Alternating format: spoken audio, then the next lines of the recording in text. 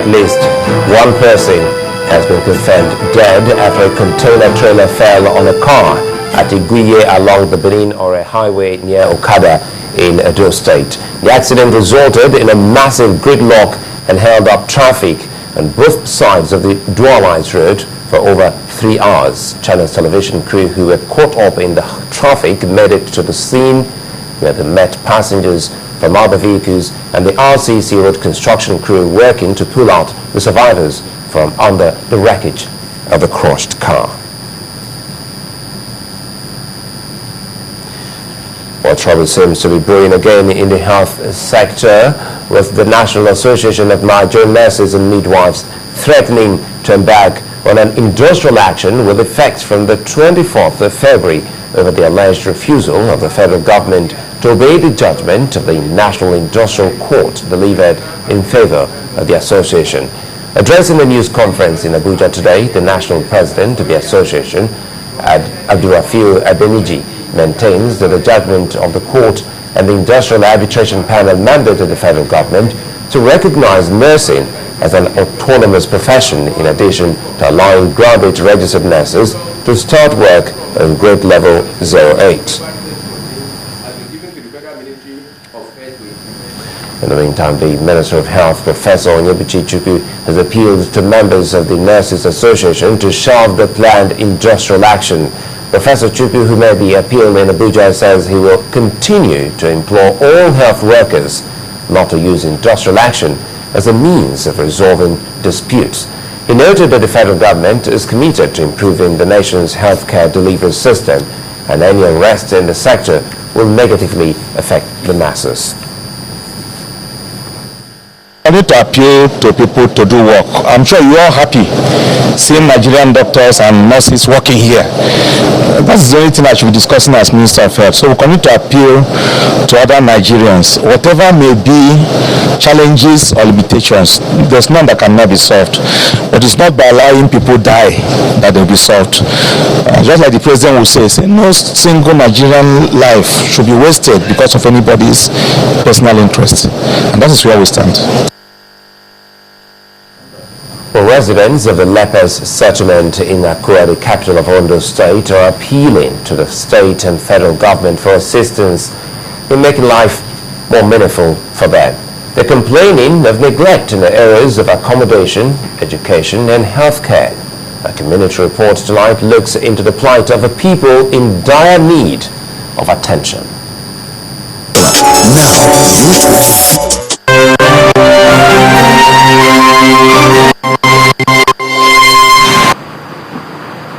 Lepers settlement located along Obaile Road in Akure, Ondo State. At first, the silence gives the impression of a ghost town, but the sighting of children clears the air.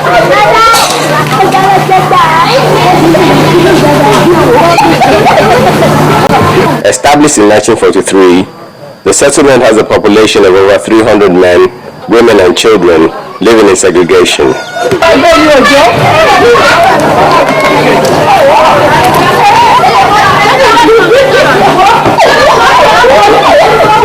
They survive by engaging in cassava processing, oil palm production, and other forms of training in woodwork, soap making, and tie and dye production.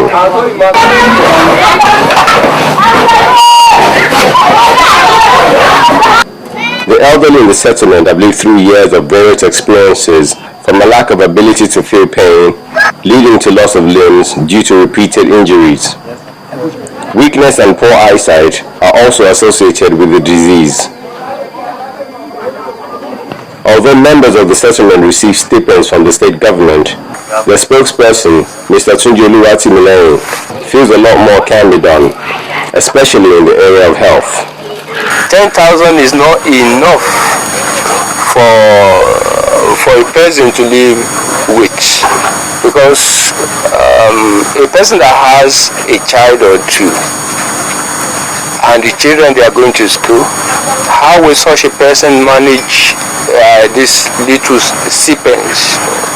We need a doctor that could be coming here, because we need surgical doctor, then we need eye doctor, because most of the patients you are seeing here, they have eye problem.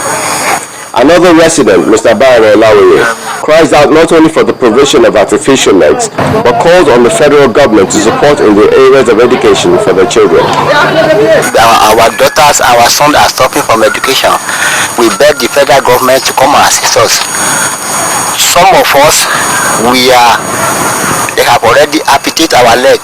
We are using artificial leg, but we did have good artificial leg that you can use so that you can walk anywhere that we want to go. One of the few visitors to the settlement encourages others to extend support to the settlers. I encourage everybody, if you have, even though it's little, please share with them, because I think they need our love, our gifts, and so many things from us, especially our prayers too. So the World Leprosy Day is observed annually on January 26th. Hopefully, these settlers will have something to celebrate long before then.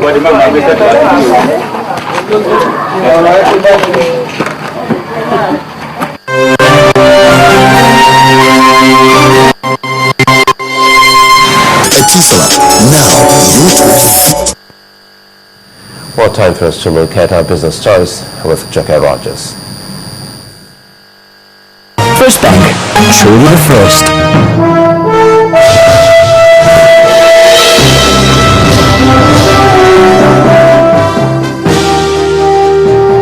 Thank you, Sulaiman. Welcome to Business News. Nigeria's total public debt stock climbed to about 10.04 trillion naira as of the end of 2013. In its latest public debt profile, the Debt Management Office says Lagos occupies the top position with $938.1 million in external debt, while Kaduna State $241.3 million puts it in second place. Meanwhile, Cross River State's debt profile rose to $121.96 million, while monies borrowed by Ogun and Oyo States increased to $116.8 million and $80.2 million. The report also shows that the total value of external debt is 1.37 trillion naira, with the domestic component valued at 8.67 trillion naira. Well, the Federal Ministry of Finance has released 200 billion naira for the execution of various capital projects. It's the first release of capital expenditure for the year and will be followed by others.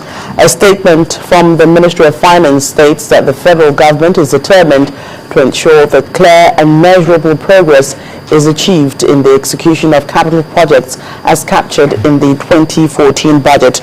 Nigeria's 4.6 trillion naira budget for 2014 contains recurrent expenditure of 74% and capital expenditure of 26%. 2 months into the new year, the National Assembly is yet to pass the budget. The organized private sector has continuously raised concerns that such delays have a negative effect on the capital budget, which they say will eventually not achieve 60% of implementation. Pan-African lender Ecobank has been ordered to reinstate its former finance director Lawrence Durego pending the result of a probe into her allegations of breaches in the corporate governance rules. Nigeria's capital market regulator, the Securities and Exchange Commission, the SEC, says its request for Durego's reinstatement is in line with the regulator's rules of whistleblowers protection. According to the SEC spokesman, Obi Adindu, Ecobank acted in contravention to the directive not to take administrative action pending the outcome of the probe on corporate governance breaches. Ecobank is under pressure to change after the SEC said in January that there were failures in the board's ability to manage its own activities, monitor management, and oversee ethical behavior. On March the 3rd, shareholders will vote on governance reforms to address the SEC's criticisms as well as external recommendations to aid its reform program. Finally, key indicators at the Nigerian stock market reversed losses from earlier in the week, pushing the all-share index up 1.09%. Harriet Agbenyi has the closing figures for today. Hello and welcome to the Stock Market Report. Transactions on the Nigerian Stock Exchange dropped at the end of midweek trade as investors in 5,911 deals bought 303.34 million shares with 3.80 billion naira compared to 475.59 million shares bought for 4.22 billion naira and exchanged in 6,074 deals on Tuesday. Now, despite the drop in trading activities, the NSE All-Share Index jumped by 1.09% to close at 39,397.09. A market breadth turned positive as 33 stocks appreciated. Nigerian Breweries and Dangote Cement were still among the top 5 gainers, adding 4 naira 50 kobo and 3 naira each to their share price. While on the laggards list, Total, Guinness and Unilever led 16 other price appreciators. At the end of the day's trade, bank stocks were the most actively traded, particularly FBN Holdings, Access Bank, Guarantee Trust Bank and Zenith Bank. Those are the day's trading figures. I'm Harriet Agbini.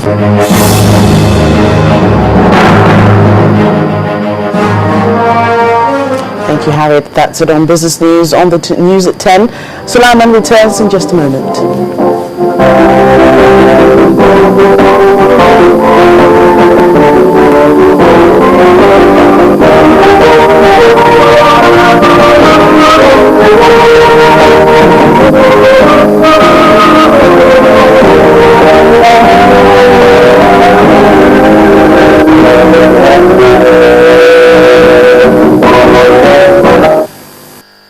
First Bank, truly the first. Still ahead on the news at 10, President Goodluck Jonathan to attend World Cup as Nigeria's official #1 supporter. There's some sports news. Stay with us.